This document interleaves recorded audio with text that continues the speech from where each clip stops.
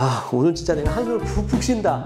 아, 진짜 죽겠다. 이래서 내가 유튜브를 안 찍을까도 생각한 거. 아, 제가 여기 되게 조심스러워. 공 차는 거 봐봐요. 공 하나 가지고. 아, 진짜 교육의 괴수다, 괴수. 정말로 바보 맞아. 그만할게. 내가 끌려갈 것 같아. 이제 내가 보기에 대학이 편법을 더 쓰네. 목에 칼이 들어와도 목에 칼이 들어와. 이제 2부, 2022년 수시에 대한 부분들을 하게 될 텐데요. 뭔가 화면이 많이 달라졌죠. 사실은 어제 정시 다음에 수시를 같이 찍었는데 보니까 2부가 너무 세다라는 의견이 있더라고요. 찍으신 분이. 제가 봤는데 저는 모르겠어, 센지. 근데 어쨌든 다시 찍자. 그래서 어제 찍었던 걸 오늘 다시 찍습니다. 화면이 좀 달라져도 옷은 똑같습니다. 제가 이 똑같은 옷이 7벌이에요. 그래서 매일 갈아입고 이러는데 이런 동영상 찍을 때는 또 편하네 보니까. 아무튼 2002년 수시 이번에는 쎄도 그냥 가려고요. 보시면서 뭐 여러 가지 의견들 댓글로 남겨주시면 제가 보면서 참고하도록 하겠습니다.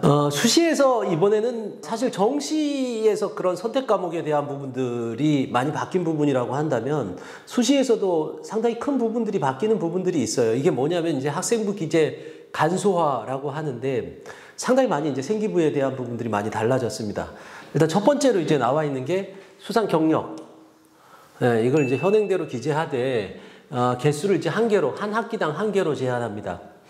대입 제공에서 수상 경력에 대한 부분들을 한 학기당 한 개로 넣기 때문에 뭐 상이 없는 학생들은 뭐 이거 고민할 필요는 없지. 근데 예를 들어서 상이 여러 개다. 그럼 이제 어떤 걸 넣어야 될지에 대해서 고민하는 학생들도 상당히 많이 있을 거예요. 뭐 원칙은 없지만 그래도 제가 뭐 여러 가지 생기부에 본 경험들이 좀 많이 있으니까 한번 생각해 볼 기회를 한번 가졌으면 좋겠어요. 뭐냐면 어떤 상이 더 우선으로 넣으면 좋을까라는 건데 질문도 많이 와요. 그래서 그냥 제가 이야기를 하도록 할게요. 그 생기부를 볼 때 학생들이 가장 많이 보는 건 뭐냐면 내가 어떤 활동을 열심히 했나를 대단히 많이 봐요. 근데 이게 그 위의 대학으로 올라가면 올라갈수록 사실 이 부분들이 별로 그렇게 변별력이 없어요. 왜 그러냐면 애들이 다 열심히 해. 뭐 교육학과 가는 애들 보면 교육봉사하고 교육동아리하고 다 한단 말이야. 내용들 보고 생기부 내용 보면서 누가 더 열심히 했느냐를 사실 찾기가 힘들어. 그런데 가끔 이런 건 있어요. 뭐냐면 열심히 한 거 말고 좀 우수한 거. 그러니까 다른 학생들보다 우수한 거. 이런 것들은 그렇죠. 다른 학생들이 그게 없으니까 그게 오히려 더 비교과에 큰 요소가 될 수 있어요. 그래서 저는 이렇게 생기부를 보면 어떤 학생이 가져와서 저는 경영학과 갈 거예요 하고 이렇게 보여주면 제가 쭉 보다가 야 너는 경영학과 가면 조금 안 될 것 같아 이런 얘기를 가끔 할 때가 있어요. 그건 뭐냐 하면 얘는 경영활동으로 도배돼 있지만 뭔가 경영에 관련된 우수성이 잘 보이지 않아. 뭐 예를 들어서 수학 성적이 뛰어나든지 저번 동영상에서 한번 이야기를 했었죠. 뭐 이런 것들이 잘 안 보여. 그 상도 마찬가지인 것 같아요. 뭔가 제일 먼저 생각해야 될 제1원칙은 학생의 우수성이 잘 드러나는 거. 그게 아무래도 다른 학생들보다 좀 변별력이 있을 것 같아요. 그 다음에 뭐 그게 없다. 그럼 뭐 두 번째는 어쩔 수 없지. 뭐 전공 적합성에 맞는 것들을 좀 더 내는 게 조금 더 유리할 거예요. 이것도 없다. 그럼 뭐 어떻게 학생의 성실성이나 인성을 보여주는 그러한 상을 내는 게 좋죠. 교과 우수상을 낸다든지 아니면 뭐 모범 학생상을 낸다든지 뭐 이렇게 내면 돼요. 뭐 얘기를 하다 보니까 사실은 행복한 고민을 하는 학생들에 대한 이야기네요. 자, 그 다음에 두 번째로 나온 게 이제 자율동아리에 대한 부분인데 이 자율동아리도 이제는 한 개밖에 적지 못합니다. 옛날에는 뭐 2개, 3개, 뭐 여러 가지 잘 적을 수 있었고, 내용도 사실은 많이 쓸 수 있었어요. 근데 이번에는 어떻게 됐냐면, 동아리명 또는 간단히 한 동아리 설명만 30제 이나 공박 포함해서 이렇게 적게 해놨어요. 그러니까 뭐 동아리 활동을 거의 뭐 유명무실하게 그렇게 되어버린 거죠. 어떤 학생이 저한테 질문을 해요. 뭐라고 이야기를 하냐면, 그러면 동아리 활동을 더 이상 할 필요가 없겠네요. 이렇게 얘기를 해요. 다른 동아리를 할 필요가 없겠네요. 이렇게 얘기를 하는데 제가 여기 되게 조심스러워. 지금 뭔가 얘기를 하고 싶은데 이걸 또 얘기했다가 또 엄청나게 논란이 될 것 같은데 그냥 일단은 이야기를 하도록 할게요. 왜냐하면 이 학생이 스스로가 자기가 판단해서 저한테 해준 얘기인데 내가 보기엔 그게 정답인 것 같아. 뭐라고 이야기를 하냐면 그래요. 자기가 동아리 활동을 뭘 만들었냐 하면 예를 들어서 경영학과를 간다고 해서 경영학과 관련된 부분들의 동아리를 만들었단 말이야. 그래서 그걸 이제 선생님한테 승인을 받고 그래서 활동을 했어요. 그리고 무슨 발표도 하고 뭐 이랬어. 근데 동아리 활동은 간단하게 자기가 있는 동아리 하나만 기재를 하니까 이건 기재를 할 수 없잖아요. 그래서 원칙을 제가 이야기를 해줬어요. 그랬더니 이 친구가 하는 얘기가, 근데 선생님 저는 사실 이게 동아리를 하는 것보다는 진로 탐구 활동에 대한 부분들로서 이걸 하게 된 건데 그러면 이걸 진로 활동에 적으면 안 되나요? 그래요. 일단 정답은 나는 몰라요. 될 것 같아. 그죠? 될 것 같아. 그리고 교육부에서도 장려해요. 뭔가 학생들의 자발적인 진로 탐구 그리고 발표 뭐 이런 것들을 장려한단 말이야. 그러니까 사실 이걸 당연히 적어야지. 얘가 뭔가 그렇게 열심히 하는 활동이니까 적어야지. 근데 10년 뒤에 편법으로 될 수도 있어요. 10년 뒤에는 이 학생이 정말 유명해졌는데 뭐 보니까 뭐 정치인이 됐다 그래. 정치 얘기하면 좀 그런데 정치인이 됐어. 그런데 보니까 그 당시에는 저 동아리 활동 하나밖에 못 적는데 이걸 편법으로 이렇게 적었다라고 이야기할 수도 있다라는 거야. 근데 나는 그런 생각이 드는 거지. 이걸 과연 편법이라고 할 수 있을까라는 생각이 든다는 거예요. 제가 진짜 이야기하고 싶은 건 이거예요. 뭐냐면 이런 걸 만들었으면 규제를 하려고 만약에 만들었다라고 한다면 좀 구체적으로 좀 만들던가 어떤 부분들은 되고 어떤 부분은 안 되고 이런 부분들을 좀 더 정확하게 해야지 왜 이렇게 게으르게 만들었냐는 거야. 예를 들어서 공 차는 거 봐봐요. 공 하나 가지고 발로 차. 손도 못 써. 그거 하는데도 뭐예요? 보니까 그 매뉴얼이 그 규약 룰 나와 있는 게 거의 뭐 한 권 정도의 분량이 되는데 이거 애들 인생이 걸린 문제인데 애매모호하게 만들어 놓고 여기서 만약에 조금 다르게 했다라고 하면 나중에 또 무슨 소리를 하려고. 근데 이런 것들이 너무 많아요. 제가 이게 자연스럽게 넘어가네. 넘어가서 이거 봐봐. 소논문 봐봐. 소논문. 옛날에는 다 애들이 논문이라고 썼어. 논문이라고 쓰니까 사실 그게 무슨 논문이냐. 고등학생이 논문 쓸 리가 없다. 그죠? 당연히 그렇죠. 그래서 지들도 좀 미안했던지 나중에 애들이 다 뭐라고 했냐면 소논문이라고 다 했어. 3년 전부터는 사실 올해 지금 이제 올해부터 이러한 학생부 기재 간소화로 이 말을 못 쓰게 했지만 한 3년 전부터는 이 뭐라 그럴까 대학들 중에서 몇몇 대학들은 이 소논문이라는 말을 아예 못 쓰게 했어요. 네, 쓰면 안 된다. 이렇게 됐어요. 그래서 제가 이렇게 쓰라 그랬는데 이것도 좀 판단해 보세요. 이게 진짜 내가 진짜 사교육의 괴수다. 괴수. 보고서라고 바꿔라. 왜냐하면 얘네들이 발표 활동을 한 거예요. 교육부에서 학생들의 그러한 창의적인 생각들을 발표하는 걸 권장해. 그런데 아까 얘기했잖아. 동아리 활동인데 똑같은 활동을 했는데 동아리 활동이라고 하면 안 되고 진로탐구 활동이라고 적으면 돼. 될 것 같아요. 내가 보기에. 또 마찬가지야. 이것도 소논문이라고 무슨 애들이 논문을 쓰니. 근데 소논문이라고 쓰면 안 되고 보고서라고 쓰면 돼. 그죠. 저는 잘 모르겠어요. 제가 모르면 더 모르겠죠. 여러분들은 조금만 좀 더 생각해 볼 필요가 있다. 그리고 이 학생들을 이 애매모호한 데다가 자꾸 이렇게 내몰게 하는 건 어른들의 잘못이 아닌가 라는 생각이 정말 많이 들어요. 그래서 그 학생이 뭐라고 하냐면 그래요. 자기가 진로탐구 활동을 하는 걸 똑같은 활동을 하는데 동아리는 안 되고 진로탐구 활동이 된다라고 그렇게 이야기를 하는 사람이 있으면 그 사람이 바보가 아닌가요? 라고 얘기해요. 바보 맞아. 내가 얘기를 했어요. 정말로 바보 맞아. 너무 심하게 얘기하나? 진짜 근데 너무 바보들 같아. 이 생기부에 대한 부분들을 조금만 좀 더 자세하게 계속 이런 문제들이 터지잖아요. 문제들이 터지면 좀 더 자세하게 가이드라인을 만들면 되는데 이제 그만할게. 내가 입 닫을게. 보니까 더 하다가는 내가 끌려갈 것 같아. 이제 그만하자. 그만. 그래. 이거는 뭐 자격증 인증은 뭐 그죠. 대입 관련 자료로 미제공하고 실제로 뭐 지금 뭐 여러 가지 외부 활동들이나 아니면은 이런 인증 취득이나 이런 부분들은 이미 상당히 많은 부분들 차단이 되어 있어요. 크게 달라진 건 없죠. 봉사활동 실적은 그죠. 이거는 뭐 합리적인 것 같아요. 왜냐하면 제가 보기에도 애가 봉사활동 가가지고 어떻게 했는지 담임이 어떻게 알아. 그러니까 이건 지우고 이제 거기 그렇다고 완전히 지운 건 아니에요. 걔가 어디서 뭘 했다라고 하는 그 시간이 적혀 있는 게 있어요. 그거는 이제 그대로 담겨두겠다라는 거예요. 방과후 활동. 이제 방과후 활동도 이제 이 세특에다가 적지 못하게 됐어요. 이제 그러면 이것도 오늘 진짜 내가 한숨을 푹푹 쉰다. 진짜 죽겠다. 이래서 내가 유튜브를 안 찍을까도 생각한 것도 이거예요. 뭐냐면 이렇게 이걸 얘기를 하면서도 이렇게 얘기해도 되나라는 건데 왜냐하면 저는 이렇게 이야기를 하거든요. 어떻게 이야기를 하냐면 이렇게 뭐 방과후 활동 엄마들이 와가지고 그래요. 뭐 혹은 학생들이 와가지고 이제 방과후 활동 그러면 할 필요가 없겠네요. 그러는데 일단 교육으로 봅시다. 나는 하는 게 좋을 것 같아. 자기가 하고 싶은 것들 하는 게 좋죠. 그런데 일단 저는 입시 기술자로서 이야기를 하면 어떻게 보면 이건 뭐 할 필요가 지금 없어졌다. 그리고 아마 대부분의 입시 전문가들이 그렇게 이야기를 할 거예요. 근데 그러지 말고 해요. 네, 하는 게 좋아요. 하고 나서 어떻게 그 부분들을 생기부들을 보다 더 잘 만들 수 있는지는 개인적으로 물어봐. 네, 내가 알려줄게. 혹시 유튜브 보다가, 왜냐면 이제 더 나가면 나 이제 이거 더 이상 못 찍어. 그러니까 그냥 개인적으로 물어보면 이런 부분들을 생기부에 잘 살릴 수 있는 방법. 사실 제가 올 1년 동안 생기부를 어떻게 잘 활용해서 학생들이 어떻게 수시에서 도움이 될 것인가도 찍으려고 그러는데 그건 내가 안 찍으려고 그래요. 목에 칼이 들어와도가 아니라 목에 칼이 들어와. 그래서 내가 안 찍으려고 그래. 그래서 개인적으로 물어보면 이런 생기부들을 보다 더 잘 꾸밀 수 있는, 그 불법이 아니면서도 편법도 아니야. 이런 부분들에 대한 이야기들은 뭐 오프라인 설명회 때 한번 하거나 이렇게 할게요. 그래서 지금 이 상태에서는 어쨌거나 학생부 기재가 매우 간소화됐다. 이걸 조금 이따가 좀 더 정리해서 다른 것들과 연관시켜서 이야기를 해줄게요. 이게 전체적으로 뭘 의미하느냐.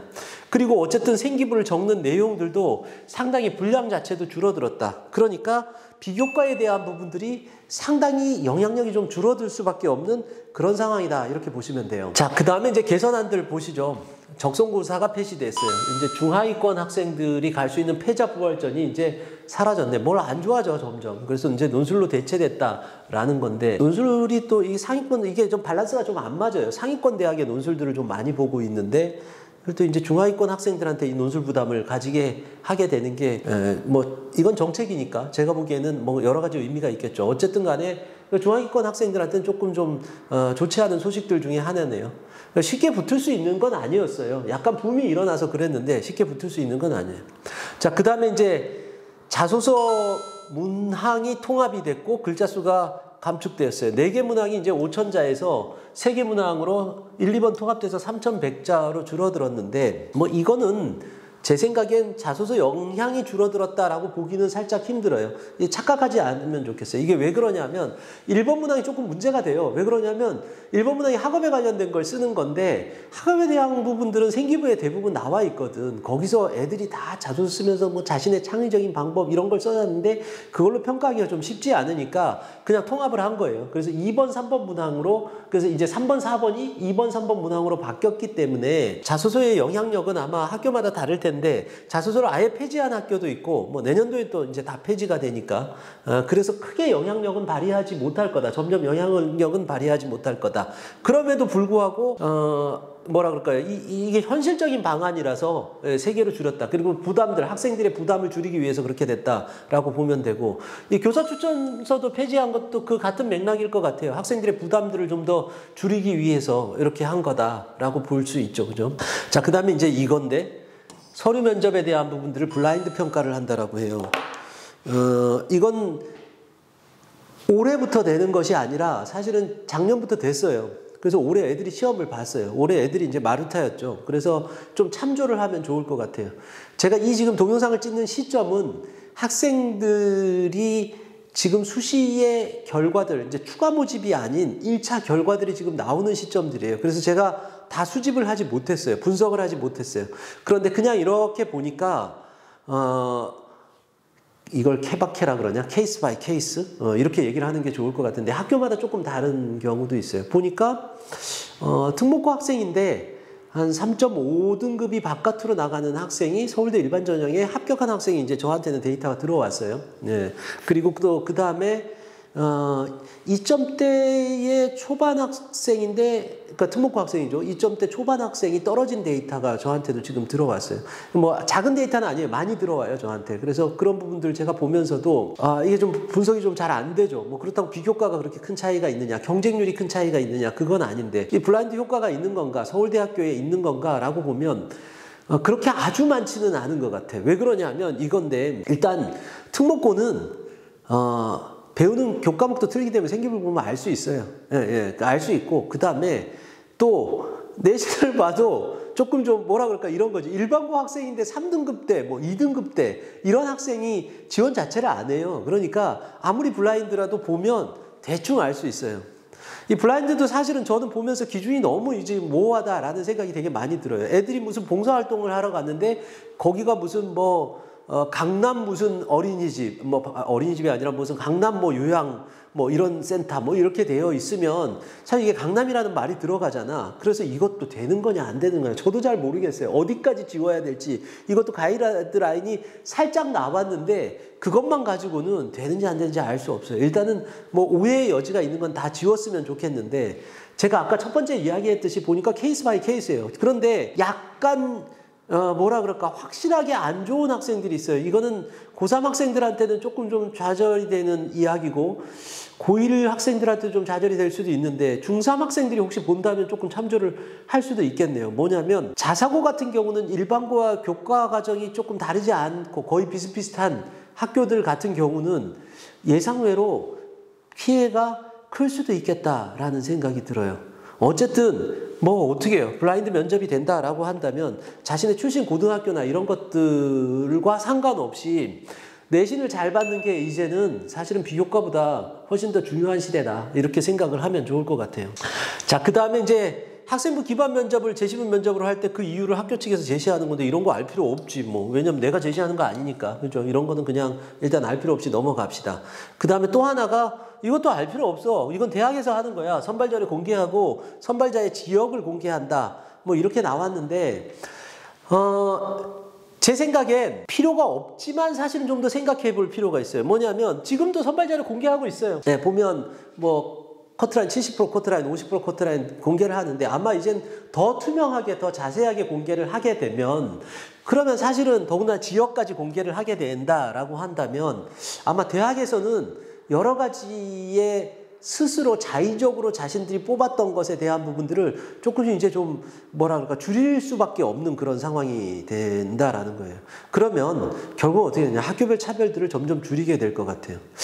뭐 자사고나 특목고 학생들한테는 2022년도가 조금 더 안 좋은 부분들이 많아요. 일단 봐요. 몇 가지가 나왔냐, 내가 한번 세보자. 일단 아까 전에 봤던 생기부에 대한 부분이에요. 생기부의 첫 번째가 생기부지. 이게 잘 안 써지니까 그냥 이렇게 생기부. 이 생기부가 뭘 비교과를 많이 반영할 수 있는 구조가 아니라 이제는 뭘 줄어들었어. 그러니까 사실은 여기서도 이제 비교과에 대한 부분들이 조금 불리하고, 자소서 분량도 줄어들었네. 그죠? 자소서 분량도 좀 줄어들었네. 왜 안 써지냐? 자소서 분량도 좀 줄어들었고. 그 다음에, 이거 봐. 이거 블라인드. 블라인드도 사실은 이제 또 비교과로 승부를 걸어야 할 학생들한테 불리하고, 또 그 다음에 이제 선발자를 공개하는 거, 뭐 이것까지 하게 된다라고 하면 또 있어요. 내 기억이 잘 안 난다. 근데 보니까 이게 한두 가지가 아니야. 그래서 내년도에 아마 제가 이걸 다 정리할 거예요. 아마 다음 시간에 이것들을 좀 크게 정리를 하려고 하는데, 내년도에는 내신에 대한 생각났다. 죄송합니다. 제가 이게 뭐 대본 없이 막 하다 보니까. 그리고 또 하나가 신기한 일이 벌어졌네.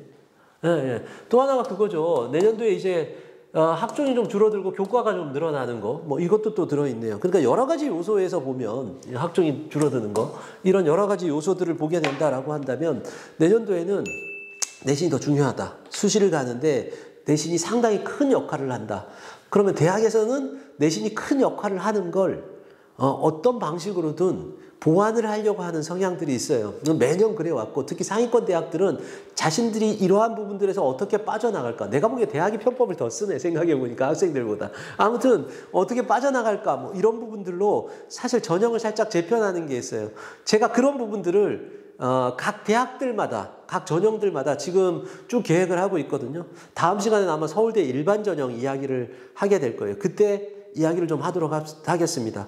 그리고 또 하나는 다음 주에 또 하나 찍을 게, 제가 뭘 찍으려고 하냐 하면, 지금 이제 수시와 정시에 대한 부분도 대충 들었잖아요. 그런데 사실 수시가 좀 부족한 점이 있어요. 제가 왜 이렇게 부족하게 그냥 바뀐 것만 이렇게 좀 무미건조하게 이야기를 했냐 하면, 많은 게 기다리고 있어요. 뭐냐면 사실은 수시는 그 대학의 베이스가 크기 때문에 그 대학에서 요강이 어떻게 바뀌었느냐에 대한 부분들이 더 중요해요. 예를 들어서 A라는 대학의 B라고 하는 전형은 특목고 학생들한테 좀 더 유리한지, 아니면 일반고 학생한테 더 유리한지, 똑같은 학종이라도 뭐 이런 부분들이 있거든요. 그래서 그 부분들을 지겹게 이제 이야기를 할 거예요. 제가 많은 부분들 이야기를 할 거니까 그걸 좀 더 기대를 해 주시고, 다음 주에는 학생들이 내신별로 또 학생들이 보는 모의고사 성적대별로 어느 정도의 대학을 갈 수 있고 그 다음에 어떻게 대비를 해야 할까에 대한 부분들을 좀 더 구체적으로 제가 한번 이야기를 하겠습니다. 아마 기대하셔도 될 것 같아요. 그리고 궁금한 점이 있으면 제가 주로 이제 수요일하고 목요일 날이 제가 그나마 상담하는데 좋은 시간이에요. 혹시 뭐 그러면 아래에 있는 문의를 하시면 저랑 상담 일정을 잡을 수도 있습니다. 그럼 제가 뭐 상담을 해드리고 그러도록 하겠습니다. 오늘도 고생하셨습니다.